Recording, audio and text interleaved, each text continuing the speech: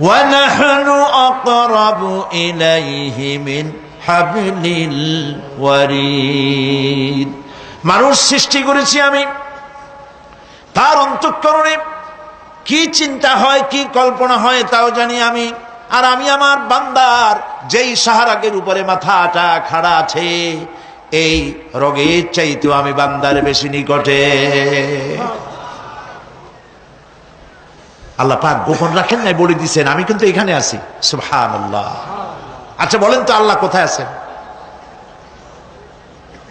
এটি একটি মুশকিলের প্রশ্ন। সাধারণত লোকেরা বলে আল্লাহ সব জায়গায় আছে। এই কথা, এই জবাব সঠিক নয়। আকীদা সাফ হতে হবে। আল্লাহ সব জায়গায় আছে এই কথা সঠিক নয়। যদি আল্লাহ সব জায়গায় থাকেন তাহলে দুনিয়ার সব জায়গা ভালো না, কিছু কিছু খারাপ আছে। তাহলে খারাপ জায়গায়ও থাকতে হয়। নাউযুবিল্লাহ বলেন। আল্লাহ কোথায় আছে এই প্রশ্ন আল্লাহরই করি।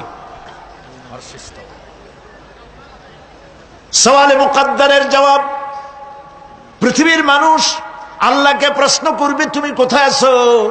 রব্বুল আলামিন প্রশ্ন করার আগে জবাব দিয়ে দিয়েছেন, আর রাহমানু আলাল আরশি ইস্তাওয়া। আল্লাহ পাক আরশে আজিমে আছেন। কোথায় আছেন বলে? এক আঙ্গুল আকাশের দিকে উঁচু করে বলেন আল্লাহ কোথায় আছেন? আরশে আজিমে আছেন। সুবহানাল্লাহ। তবে আরশে আজিমে আছেন যে অবস্থা এমন নয় যে তিনি সাংঘাতিক রকমের কুয়াশার কারণে বাংলাদেশে কি হইতেছে তা দেখতে পান না। সে আল্লাহ রাব্বুল আলামিন সব কথা পরিষ্কার করে বলেছেন আমি তোমার ঘাড়ের কাছে।